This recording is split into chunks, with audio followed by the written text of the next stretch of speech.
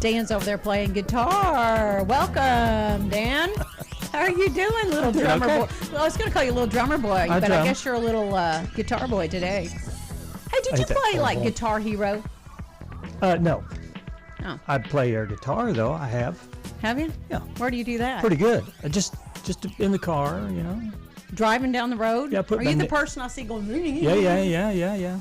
Oh, Dan, that's dangerous. Come on. Well, I put my makeup on and texting. You know, I don't know how women do that, put their makeup on in the car. I can barely put it on sitting in front of a magnification mirror. I've seen people 10, 12 times, whatever. I've seen people look down, and you know they're looking at their phone. Oh, darn toot. And they've got their knee driving. Have you ever driven with your knee? Yeah. I have. Mm-hmm. Yeah. I'm guilty. But anyway, go ahead. And they're looking, they're doing something they don't need to be doing. Yeah. Well, you know. When we were taking driver's education in school, they said that you're driving a movable killing machine. It's true. And it takes a split second to run over somebody if you're not paying attention. Do you worry about that sometimes? I do. I do too. I do. There's been times when going home on Highway 7, there used to be a guy that walked the road at night. Oh, I don't know where he was going. But I'd be going through there, and I would, look off in the distance and look up, and there he would be there. And I'm thinking, if I was distracted for half a second more, I'd run over the guy. I worry about it like Walmart. Going, it gets really crowded, and people are not very observant, and they'll walk down the middle, and there's kids. And you just have to be very, very vigilant in your car. In your car, yeah, because just like you said, it can be a killing machine. One drawback, if you've gone to Seven Brew, it's a terrible place to get in. It's a terrible place to. You got to be really vigilant because they've got 2 drive-throughs. Yes. And if my truck it's a 4-wheel drive truck, it's you're sitting up higher, and if you've got a small girl that's 5'2", and she's working the other lane. And you get your coffee, you immediately put it in gear and go. Right. And she's trying to come across. I bet they tell them to be very careful. They need to wear orange vests, maybe. I don't even think that would help. I don't think that would help. I think people just need to be aware. Yeah, you just need to be. It's like when school opens for the season. You need to look for buses. Right. That's a fear for me. Yeah, it is. I don't want to run over anybody. Person. Yeah. And I don't want to be run over either. Well, that's true. Yeah. But what's good for the goose is good for the gander. Yes. I guess so to speak. Put yourself in that person's position. See how that works. Who do we have on the show today? Do you know? Well, there's a couple of guys sitting out here that seem to come. Actually, we appreciate that they're here. These guys again? But it's Men in Black. I think we kind of have a nice little relationship with the Men in Black men. Well, yeah, you're saying that now, so they'll be nice to you when they get in here. Well, they said yes to coming today, so hey. Why it's Glenn Redding and Troy Burleson in there with Men in Black, in case you're wondering who we are talking about. They are not our regularly scheduled. No, we had to do some finagling. Oh, okay. Because our guest needed to reschedule. Mm-hmm. But did you clock in for overtime for that little task of having to do that? Yep. No, Dan, do we ever clock into overtime? I write it in. Oh, yes. Where do you Oh, yeah. Write it in all the time. Where do you write it? I write it on whatever paper's available. And then who do you give it to? I shake it in their face. Who's they? Who do you shake it? Upper management. That would be me. No. That would be Hillary. I don't know. No, we're just teasing. We're teasing. Yeah. Yeah, but we do appreciate it. You can tease all you want. I'll tease you. We were talking before the show even about how we like to tease each other. It's just part of it. It's part of the game. It's part of the territory and part of the game. Part of the shtick. The shtick. Yeah. We were choring last night and it really sucked. The weather sucks, doesn't it? Yeah. Sucks. The wind blows. The wind. Oh my gosh, the wind's horrible. Yeah, I agree. Yeah. But go out in a robe next time. I've done that before. Have you? Just trying to. I ran out to do something with my chicken coop, and I put on my boots, but I don't. I was. Did you have a robe on? Yeah. Okay. But I was very much wishing I had my winter coat on. Yeah. Well, when you come in the house, you go. Ooh, that's thank goodness for a warm house. It's a little nippy out there. Nippy. Yes, and I do. I'm going to give a shout out to my husband who goes out and puts wood in the fire every morning now. That's a task. 5:15, 5:30. Yeah. And it's dark and cold, and he gets his little. He said, I would like to put my clothes in the utility room where they are warm instead of in the garage where he normally does. And I said, babe, you go right ahead as long as you're feeling that. As long as you keep chucking the wood you there. can put the stuff wherever you want it. Anyway. Do you ever think about changing out your heating situation? We have backup electric. Oh, okay. But no, it's cheaper. Good Oh, Lord, yeah, I'm sure we save money. Yeah, I'm sure you do. Except for the wood you have to buy. Yeah. But that's okay. Yeah. It's a lot less than the amount of the electric bill during this winter. I can relate to that. You understand? I understand. Yeah. Speaking of the weather, let's just go ahead and give a little detailed forecast. And today is mostly cloudy, then gradually becoming sunny. Yay for some sun. And a high near 32 today. Wind chill values as low as 10. Tonight mostly clear with a low around 14. Wind chill can be as low as 7. Excuse me. Wednesday, sunny with a high of 31. Wind chill values as low as 4. Wednesday night, mostly clear with a low of 15. Calm wind. And then Thursday, partly cloudy with a high of 39. And Thursday night, a chance of rain and snow comes into play. Then it says snow is likely. Cloudy with a low around 25. Calm wind. Chance of precipitation is 70%. And it was 20% yesterday. So we're watching it all unfold. Yeah, it's changing. Now, if you look at a map, from what I've seen, they're predicting 1 to 3 in our area, and then on down into central Arkansas, it's more and more and more. But anyway, go ahead. This is an area, it's just tough to predict the weather. Go to your Friday. Snow likely on Friday before noon, then a strong chance of rain and snow, cloudy, high 33, 60% chance of precipitation, and if it gets cold enough, it will snow. Mostly cloudy for the overnight low for Friday is 20. And then mostly sunny, high near 36 on Saturday. Sunday and Monday looks like the high is going to be around 40. So it's going to come back up. It's going to come back up. The lows are still in the 20s, but they're not in the teens. Yeah. Which I'll take for sure. Yeah. But there's your detailed weather forecast from the National Weather Service and Ann and Dan. That's all you need to know. We know the things. That did sound right. What? Did I say Ann and Dan? You did. You know what? Why do you catch me every time I try to do that? I don't like it. Dan and Ann. You just feel like that just sounds so much better. Yes, it does. Well, you know what else flows? What flows? Topic to Ponder is I going to thought flow. you were going to say plumbing flows, but go ahead. Well, all that. Get up, get moving, get those thinking caps on. It's time to ponder this topic. Okay, this week's topic to ponder is about family etiquette. Yes. And do you want to read this one? Sure. What is your approach when deciding who pays when the family goes out for a meal? Whoever gets their credit card out first, I guess. Which I can tell you is what's the thing?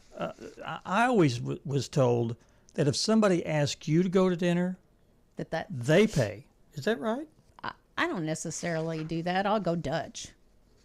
You know, do you always? No, unless who I'm with says, "Hey, I want to get your meal," and then I'm fine. But I go into it not with family, but with friends. I go into it with the whole perspective that I will pay for my own meal. Yeah. And likewise, the other people will too. But when it's our family and say our kids, and that even though they're adults, my husband usually just pops out that credit card and does it. Right. So it's not really a big decision for us. What about if it's mixed family though? I don't know. What do you mean? What does mixed family mean? Mixed, it's a family thing, but then there's friends involved and. Oh, I don't know. I don't know because I know who would initiate it in my family, but I don't know, like others. Richard would do that. He would do that. Yeah. Yeah. Okay. But that's how we do it, I guess. Yeah. I always turn to my left and say, "Are you getting this?" I forgot my wallet. I like that. I forgot my wallet. So what is it for your family? Well, we had one of those. We had a big birthday party, and it was a mixed family. It was Kelly's mom's sons and their wives. Okay. And we all did our own dinners. There you go. I paid for you and Kelly and her and Avon and Sydney. I paid for all that. But I felt like that was necessary to pay for the immediate family. Well, you kind of it was her birthday dinner, so you kind of invited her out. It was a private, or it was a surprise party. She didn't know about it. So it was kind of cool. Right. But yeah. But you kind of initiated. Y'all initiated, and you paid for at least your immediate people. Yeah. You ever been on a dinner like that, and there's always one person that never pays? Oh yeah. I usually don't go out to dinner with them anymore. Oh, well, that's probably a good idea. I mean, that way I'm not going to pay for your meal and I don't have that problem. I've not had that problem, but it could. But I just thought it'd be nice to offer that. I don't know what our Facebook. I didn't really look. I know I read what Kelly said, but I don't know if there's other responses as well or not. Okay. There probably are. But go to our graphic. Do we have a graphic? Yes, I saw it on there What today. is your approach when deciding who pays when the family goes out for a meal? Around the Table Facebook page. Yeah, and Kelly says, I think it's appropriate for the person who initiated or invited you to pay for the meal. However, it's also appropriate with family to split the bill or to rotate who pays each time you go. But sometimes there's no rotating. But yeah, maybe that would be, a nice way to do it. Well, I always say it's your turn, regardless. Whether it's yours or not. Yeah. And then, you don't want to pay for that meal. And then someone else says, we are the parents, we always pay. I understand that. Parents always pay. Okay. Your 3-year-old kid. Maybe your child makes a heck of a lot more money than you do. Well, you could bring their piggy bank if they still live at home and say, you're paying for this meal. There you go. But we want to know your thoughts. Yeah. Go to our Facebook page and look up the graphic for today. Mm-hmm. What is your approach when deciding who pays when the family goes out for a meal? All right. Well, thank you, Dan, for that thought-provoking it's thought-provoking. To ponder. Didn't say it was a good one, but it sure makes you think. All right, we're moving on. Okay. Ready? Let's go. We're doomed to repeat ourselves, so let's find out what happened today in history. The Vietnamese alone, they are responsible of the war. They are responsible of the aggression. They are responsible of the conquest of Cambodia. 46. What's the rest in Chibo? I have no idea what that woman said. Right. 46 years ago, Vietnamese forces captured Cambodia's capital, Phnom Penh, and overthrew the country's ravaged Pol Pot regime. Still, Cambodian Prince Noor Adam Sihanouk said his country's problems were Vietnam's fault. I got every one of those right. The government immediately ordered 6 days of official mourning with no public ceremonies and flags to be flown at half-staff. Government officials asked the public to wear mourning for 2 days and to refrain from entertainment. This is back in 1989, 36 years ago. Japan's Emperor Hirohito died at the age of 87. He was last surviving World War II leader. Japan immediately went into mourning, as CBS News correspondent Bruce Dunning reported from Tokyo. Okay. The Senate will convene as a court of impeachment. 26 years ago, the impeachment trial of President Clinton began in the Senate. Chief Justice William Rehnquist presided. It was on this day, 27 years earlier, that Rehnquist and Lewis Powell were sworn in as justices on the Supreme Court. I think every modern president gets impeached in some way. Evidently, that seems to be the way of the law. Yeah. Protesters are holding up pens, their way of showing solidarity with the slain journalists. Others are holding up signs saying, "Je suis Charlie," I am Charlie. This was back in 2015, 10 years ago. Gunmen stormed into a Paris offices of the satirical publication Charlie Hebdo. Whatever that is. Sounds good to me. They killed 12 people and wounded 11 others. CBS News correspondent Vicky Barker reported from central Paris. And 2 suspects were killed 2 days later. Wow. Joseph R. Biden Jr. of the state of Delaware has received 306 votes. Donald J. Trump of the state of Florida has received 232 votes. 4 years ago, Vice President Mike Pence certified the 2020 presidential election just before 4 a.m. It followed an afternoon and evening of chaos during which members of Congress had to hide from Donald Trump supporters who stormed the Capitol, believing false claims that the election was stolen. Stolen. Never mind. Keep going. The defendants tried to claim that this was self-defense, but Arbery had never really threatened them, and the videos ended up showing that they were the aggressors.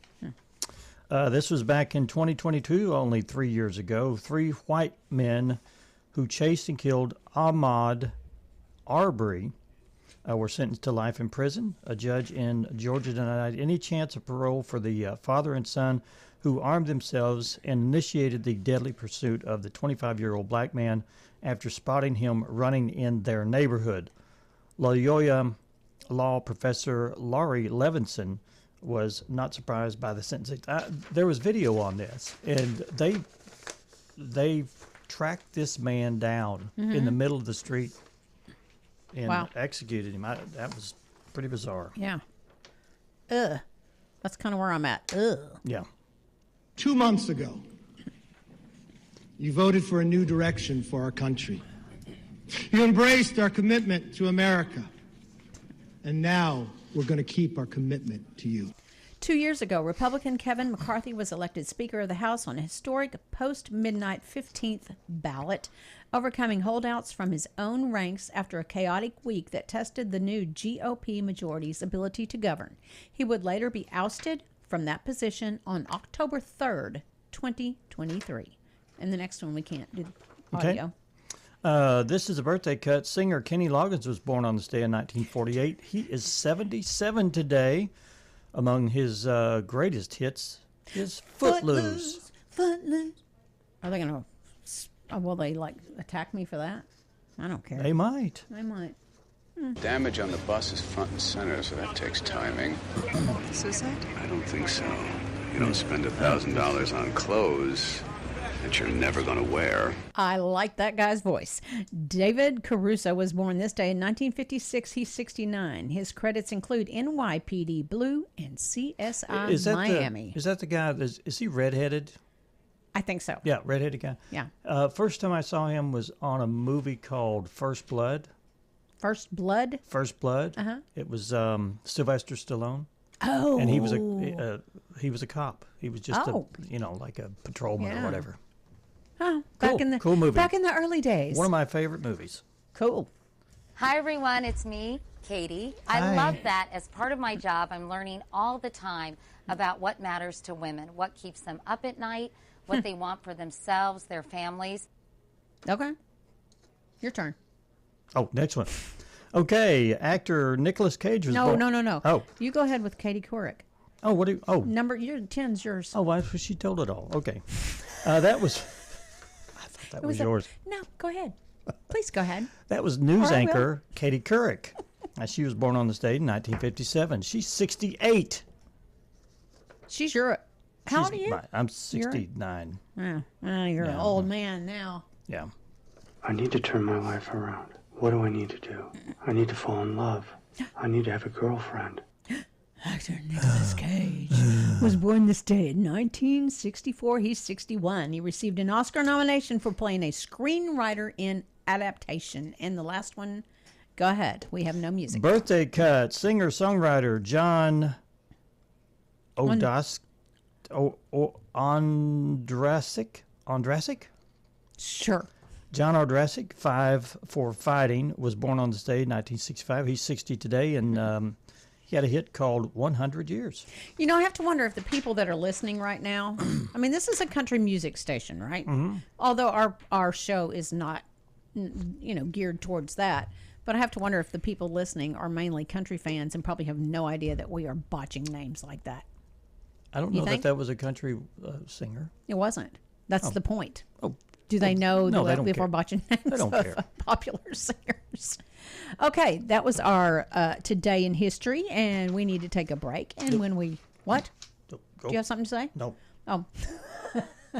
We will be back with Glenn Redding and Troy Burleson with Men in Black. Yeah. Meanwhile, Dan and I are going to duke it out. Yeah. We'll be right back. Stay with us.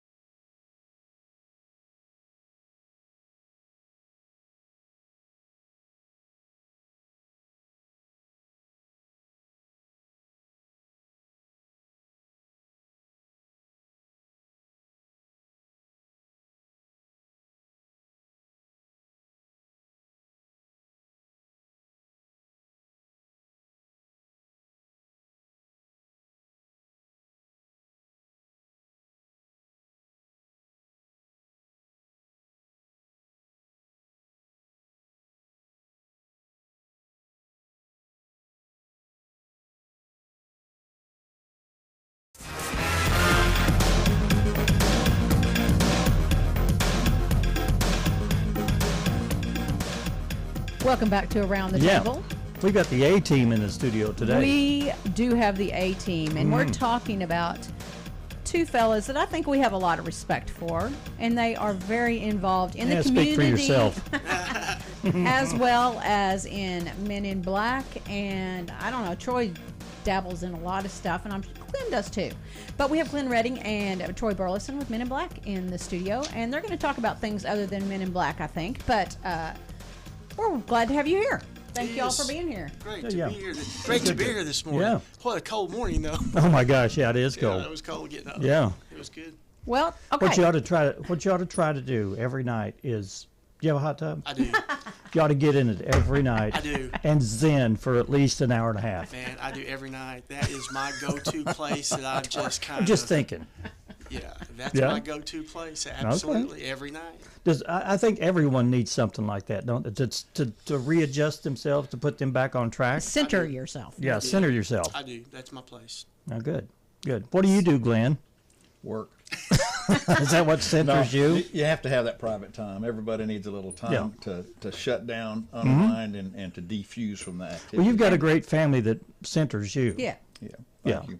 Yeah. Well, how about keeps you in line? I do. And then we've got another quorum court year starting this year. Ah. So, are you excited or? Well, tonight we'll be sworn in, all the new quorum court members and the old. We have to all be sworn in tonight. So we'll be sworn in before a committee meeting at 5:30. Committee meeting will be at 6, and we've got 3 new members on the quorum court, so that'll be interesting to see how they participate, new mix. And how they work out with us, and it'll be a good thing this year. Well, remind us, are you elected how often?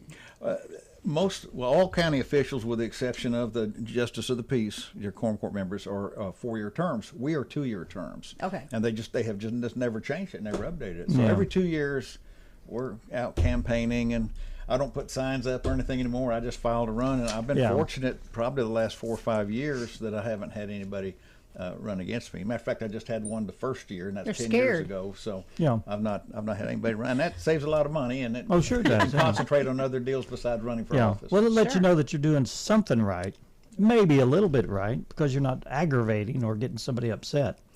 That's when people want you out. Right. You can't please everybody, and never will when it comes to being in politics or being out front. We do the best we can, and we try to make a good decision for everybody and for the county and the community.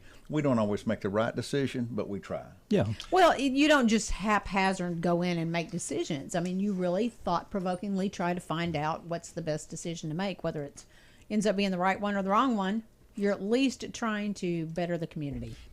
We try to help out the local community, and of course with Men in Black, we're gone to South Carolina, North Carolina, Georgia, Florida, wherever the danger is, or wherever something happens like the hurricanes, and going into that. Have you ever been called out in this kind of weather? Oh yeah. This snow weather? Yeah, we were in New Jersey with it snowing. I was in the back of his SUV sleeping, and the snow was coming down. And wow. Yeah. Windshield wipers couldn't keep up. We were like, oh my gosh. Do you ever wonder what am I doing here? Yeah. Every time actually. I think I went to Boston once. We had 44 inches of snow in 24 hours. Oh my gosh. Yeah, it was wow, what a nightmare. It was a lot of snow. Yeah. It shut Boston down. Now you're wearing your Hard Target hoodie today. Now are you taking clients? So what are you doing? What are you doing these days? For the last 5 years, I've had a Taekwondo school at Lead Hill, in my Hard Target facility there at my house. And for 5 years, I have never advertised my Taekwondo school. It's totally free. I do it for free of charge. No, really? Yeah, that's my mission. And, if I were in Harrison or someplace that I had to have rent and I had to do all that, well, that's a different story. But since I'm doing it at home, that is my mission. And so I've had all this group that's been with me for a long time, 25 students, and I've got them all like to Greenbelt. Oh, yeah. And now I have some openings now for brand new beginners. For the very first time, I'm putting that out there, everybody. So I've got some spaces available, and like I said, the only cost is it's a character thing. you gotta try, and you gotta try to be good, and you got if you're in school, you gotta try to do get your grades good and stay out of trouble, and that's our requirement. It's more than martial arts. It's discipline in every aspect of your life. If you're disciplined to do something like that, it is, and we just use Taekwondo as a vehicle to help build character, I think. Sure. Yeah. Now, Taekwondo is you do a lot of flexibility stuff. Well, yeah, some. I mean, it's a striking art, and you get to kick and stuff like that. You do a form, don't you? Yeah. You do I don't want to call it a dance, but it's Yeah, they're called forms, and it's just a collection of techniques that routines, you put together, routine that you can practice. But outside of that, we do self-defense, and we do sparring, and we do, it's a good class for people to come strong and confident in. Yeah. Mm. And I'm going to mention that women can do this too. Absolutely, Obviously, we do have, that's we have women there that train with us, and men and kids and families, and it's been a great thing. And so he's got instructors like himself that has competed nationally and internationally. Yeah. Mm-hmm. So yeah, like you're kind of a big deal. Oh no, well he is in the Taekwondo thing. I used to be a big deal. Those big deal days are done. Okay? Yeah. So if someone's your age and they want to pick it up, can you allow them to come in and? Absolutely. No, it would be good. No matter what age you are, really, if you can start training a little bit on a regular basis, and I think it should be moderately done. You don't want to go in extremes and train, right? But just good moderate training will get you down the road a long ways. Yeah. Okay. Wow. So I mean, I'm proud of our students there. They're incredible, the best students and the best parents around. And so anyway, we're just making a few. I just wanted to say we're making a few slots open there. Okay. If someone's interested, how do they get a hold of you? They can, they say get me on Facebook. Mm-hmm. They could. My number is out there for everybody. My cell phone number, everybody's got it, which is right. 417-239-4451. Now more people have it. It's out there. Yeah, okay. And they can call me, get a hold of me that way, message me through Facebook, whatever. Okay. And they can do that. We meet on Tuesday and Thursday. Okay. So around 5 But message o'clock. him and find out more information about that. absolutely. And I think that's good for men, obviously, but I think it's good for women, especially in this day and age anymore. Yeah. Okay, so what else y'all got going on? Yeah. Well, Men in Black is on a hiatus until the hurricane season. Yeah. It starts in June 1st and runs from June 1st to November 30th. So in the meantime, Troy and I get together, and we and some of our other people that help manage things, and we go ahead and start looking at the different possibilities where we may end up this next year, and what happened on the last one, what can we do better this time. And then on the side of that, Troy has gotten into the volunteerism as far as after the hurricane, and we go and get the dialysis clinics up and running like we do. Then Troy goes and evaluates the area to find out what other crisis is in the area and what can they do to help. So he's starting a new foundation. Troy. Tell us about that. It's called the MIB Heroes Foundation. Oh, cool. Wow. Kinda Okay. fits. It stands for Humanitarian Emergency Relief Outreach Support. So we're there to help in probably any way that you can think of, whether it's search and rescue, whether it's mucking out a basement or buildings, or cutting trees down, getting people where they can get to where they need to be, hauling supplies back and forth from different organizations that, Didn't you find that to be the case in North Carolina, that you may be able to get stuff, but you couldn't get it to the people it's still the who need case. it? Okay. Yeah. North Carolina is still in a crisis. They're still in a why? crisis. Because they're such an isolated area. Yeah. And people are stranded on mountaintops and they can't get to them because of the rubble and the roads and that kind of thing. We had a meeting yesterday. We talked about there's some people in town wanting to help us, and we went down this road. And so what happened in North Carolina, and Glenn was mentioning, man, we've got such a good emergency response here in Harrison, and it's all planned. I said, but what if you added 50 counties to that at the same time? Wow. Oh yeah. And nobody really in charge. No, that would be a nightmare. It's a coordination. It's coordination leadership that kind of broke down there, and so then it was like every community out to help themselves. Yeah. And then people from all around the nation felt that, and so they just started sending things in, right? And it would gather in a certain place, but then once it got there was no way to, that supply chain broke down. Getting it to the individual from those places were difficult. So we brought in trucks and trailers, and we went to those places, and we had targeted places to go to, and we were the one that transported those things. So when you bring in trucks and trailers, how do you manage that logistically? Well, from the seat of our britches sometimes, I'm telling you. You do what's in front of you at the time, don't you? Exactly. And so we had a meeting with a man yesterday here in town that after we spoke at, I think at the Rotary Club maybe, he said, I felt your heart, I felt your passion, I want to help you. Yeah. He said, I can be that person to help coordinate you while you're out there on the road. And I'm Oh, thank wow. you. Oh, Thank wow. you. And so that's kind of what we're looking for, people who wants to step up. And I've got people who are ready to be in the field. I need people to step up, to help me with things like that. And that I think that's going to be a good relationship with him. So, Wow. When you were over there before, and you were there on the ground, did you see that disorganization? Oh yeah, where the supplies were there, but they weren't being distributed properly. Every day. One instance, and I may have talked to you about this before. There's a little town that was just forgotten, and it was hard hit too. The county had, like Glenn was talking about, they had their own little emergency group, but they had never been through this before. So supplies came into that county, and it would be like a Harrison and a Lead Hill or Omaha, the little community out there.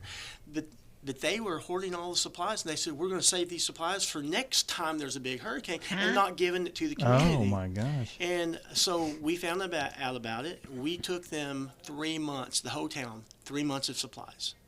And they called us, and they got onto us for it. You cannot help those people without our permission. Oh, and I'm going gosh. like, watch me help those people. And so when I was talking to this gentleman yesterday, I said, you've got to understand who I am. I follow the rules and I follow protocol until it comes to helping people. And we'll do whatever it takes to help people. Yeah. I wonder why there was the breakdown there. It's a power thing. Yeah. Oh, It's who's in control thing. It's who's calling the shot thing. Okay. Yeah. It's not his first rodeo.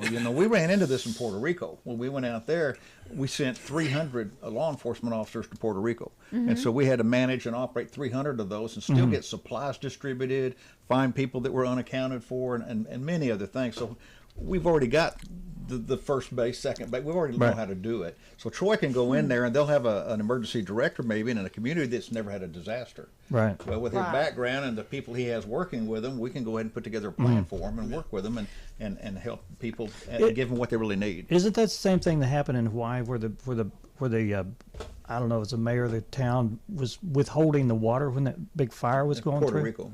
Was it in Puerto Rico? Well, it was not only Puerto Rico, it was Hawaii. Yeah, It was a lot of places. I got into it with FEMA in Hurricane Sandy. Shea Stadium was where we kept all our supplies. Everybody, right? Right. Everybody. So I had a 9,000 gallon tanker of gasoline that I brought up from Alabama, and I had a driver there, and so we're staging him there. And the driver calls me and said, "You got to help me." I'm going, "What's going on?" He says, "They've taken me." Oh, gosh. Yeah, he said 4 SUVs came up. They were with FEMA, and they were with the city of New York, and they confiscated my truck. And they took him to the other side of Shea Stadium. And I said, "Where are they taking you?" They said, "Well, they said that we need reserve gasoline for the police department." Oh, and so I went into battle and got my truck back. I bet you did. It took a while. It took 4 or 5 hours, but I got my truck back. Wow. In the lay people like us don't hear anything about those logistical nightmares that go on, and so we're thankful that someone like you all are there to help streamline that and get the help where it needs to go. So we were also, there's different things in New Jersey. We talked about New Jersey. The union there was so strong that even though their police department wasn't functioning and their emergency response wasn't, they didn't want anybody else to come in because it would be affecting their jobs. And so they turned away. I remember the power company down from Alabama, the really good one, they turned them away at the state line saying, "We don't want you here." That's crazy. And anyway, the governor had to intercede, but that's what goes on. Yeah. And it's a constant logistic struggle all the time. So how can we help this organization? We are looking for 2 things right now. We are starting to set up a volunteer base, and we're also probably looking for our 501c3 is almost done. It's sitting down there in Little Rock just waiting for the papers to be signed.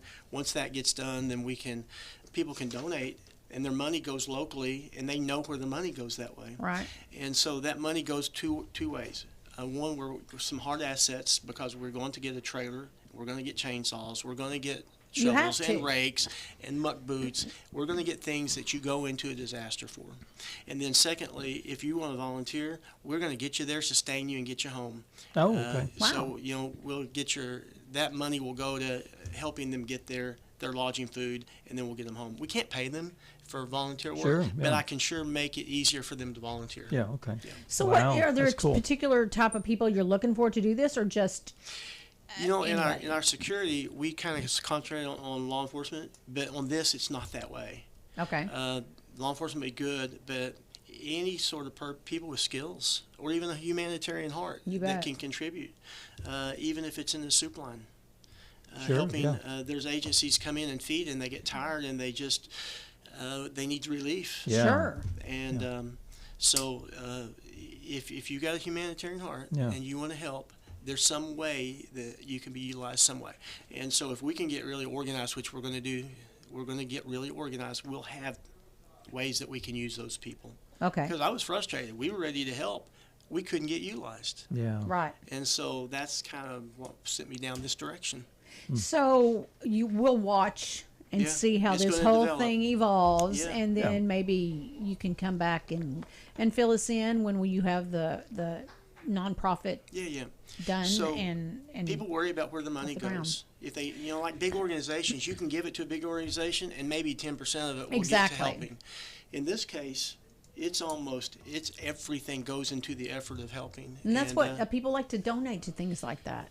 The last time they donated in Puerto Rico, all the water that we got, every single penny. Every penny of that money went into actual aid for people. Mm-hmm. And that's what we're going to try to do here. Yeah. Do you end up with money out of your pocket? Oh, always. All the time. Because you have that humanitarian heart. Always. And we're very creative about finding a way to go around to get what we need. Like we're told there's no water available. We went to Coca-Cola and said, will you bottle water for us? Yeah. We've got this money that was donated by local churches, and we want to help. And they did that. And we were able to help a lot of people that couldn't get water. They were up in the mountains of Puerto Rico, and FEMA couldn't get there, but we could. Wow. Wow.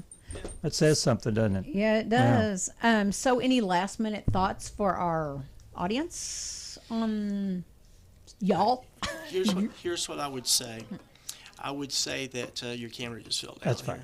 And I would say that we always think disasters are somewhere else, but it can be right here just as quick. Sure. Mm-hmm. And so just keep that in mind, that if we help people out there, they will in turn help us here. Yeah. And it's about brothers and sisters helping brothers and sisters, no matter where you live. Yep. You've got a good heart. Well, this community has been good to me. So. Well, thank you, Troy and Glenn. Yeah, we appreciate y'all coming in this morning and enlightening us and filling us in. And we look forward to next time I just out of the blue text you and say, hey, can you come? Well, thanks for having us. We've been blessed to be in that position. Yeah. No kidding. Right. Well, we need to take a break, and we appreciate that these guys have been in the studio, and we'll find out what's next when we get back after this break.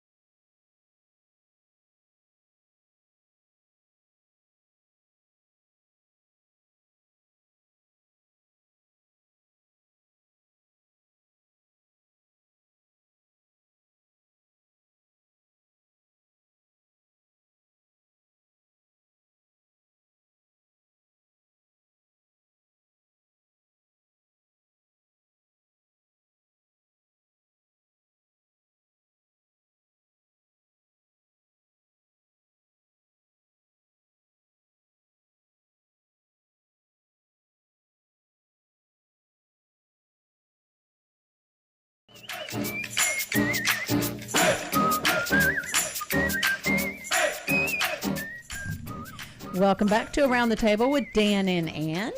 I said it right. Why do you have your glasses down like so that? I can reach, so I can see better. But you look like an old man. Well, I am an old man. Y'all, do it again, Dan. I didn't have the camera on.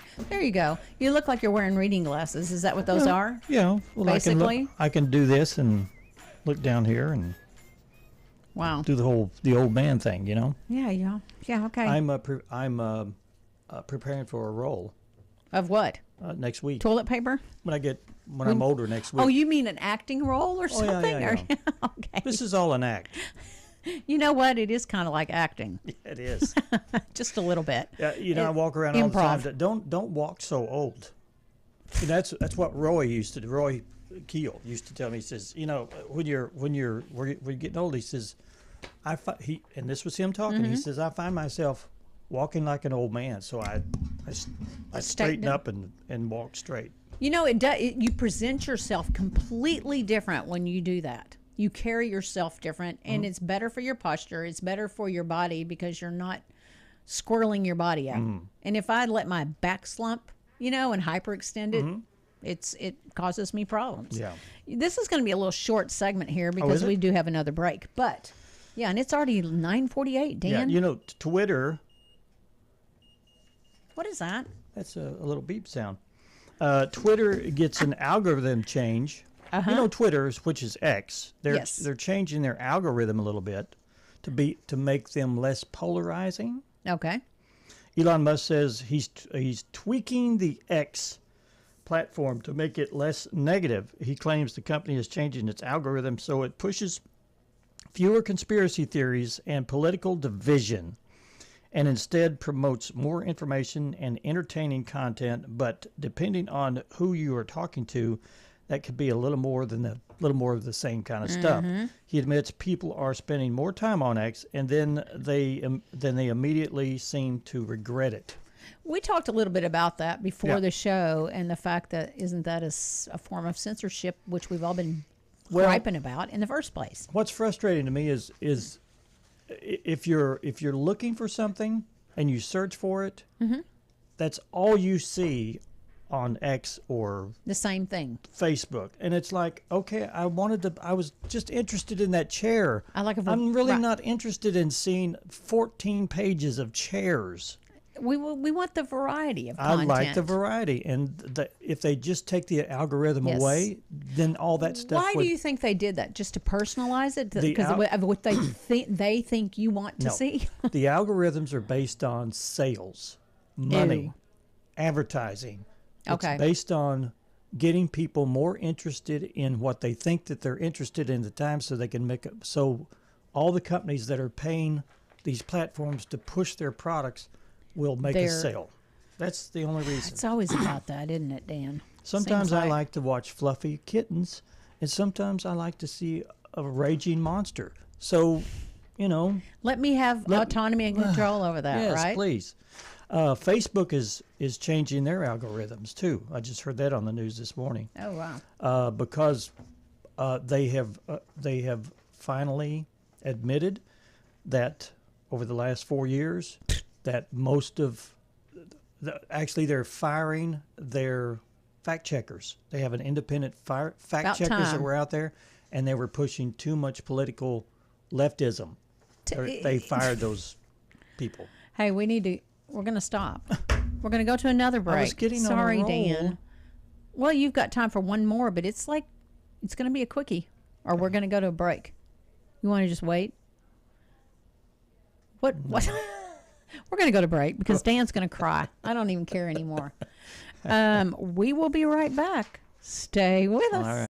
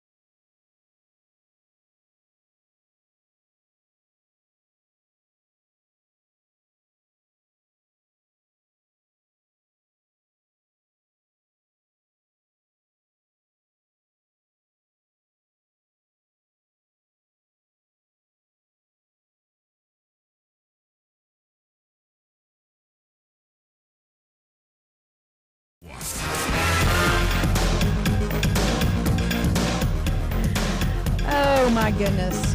Yes, we're back. Slowly but surely, we're winding down this wonderful hour of fun with Dan and Ann. How about that, Dan? Yeah, that's great. Yeah, Dan doesn't care. Tell me your story, your last-minute story that I interrupted before and made you cry. Was talking about the Pope. You know, the Pope is kind of chastising the nuns. Is he now? He is. What's he saying about the nuns? He says he's telling the nuns with vinegar faces to stop their gossiping. Is that like resting bitch face? Kind of. You can't use the word bitch. I just did. Yeah, I know. But probably not. And the Pope probably won't. On Saturday, Pope Francis was talking with a group of Dominican nuns and told them to distance themselves from gossiping. Yeah. He also added that this was a heroic thing to ask women to do, since they're gossipers, I guess. I guess so. He said that their vinegar faces were not friendly and not attractive to people. He told them not to speak with the devil and to spread the Lord's word instead. Okay. Okay. I'm not gonna touch that with a vinegar anything. Okay. Hey, I do want to mention something about food though. Remember your grandma's goiter? You know what a goiter, the whole goiter thing? That's an iron thing. It's making a comeback. Doctors are seeing more cases of iodine deficiencies, especially in moms and little kids. And they're kind of blaming social media and the Food Network for it all. Why is that? Although chefs use flaked kosher salt or the even bougier Himalayan salt instead of plain old table salt, which has tiny amounts of iodine added to it, and those others don't, I guess. The other stuff, among other things, iodine prevents thyroid conditions, which can lead to a big, huge goiter lump on the side of your neck. So I guess you need to pop in and have some of the regular iodized salt, right? Yes. What are you feeling for a goiter? I'm feeling for a goiter. Do you feel one? I don't know. I got to push a lot of this skin out of the way.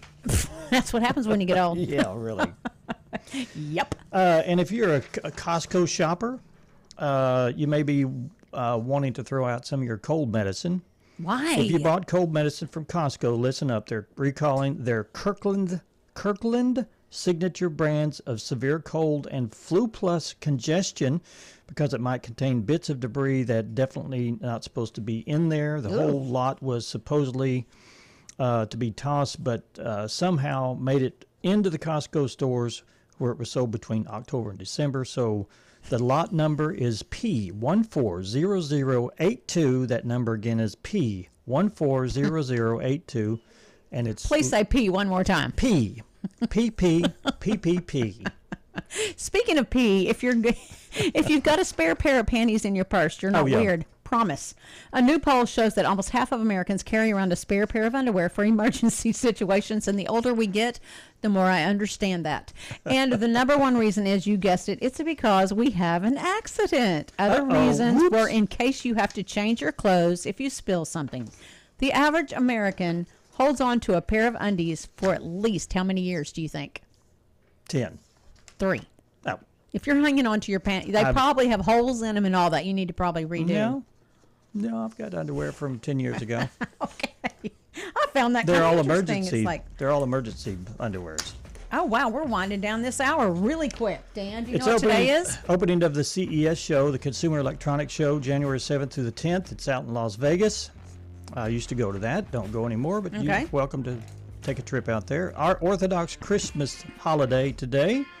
Today it's Orthodox Christmas Day, celebrating the Greeks and the Russians marked their midnight mass last night.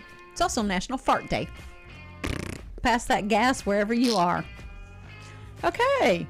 You know what? The word fart comes from Old English and has been around since the 1600s. Wow. Who would have known? It's not a dirty word. It sounds kind of gross, but it's a bodily function, right? Okay. All right. Harlem Globetrotters Day. Did you ever see them? I did. Saw them live. Cool.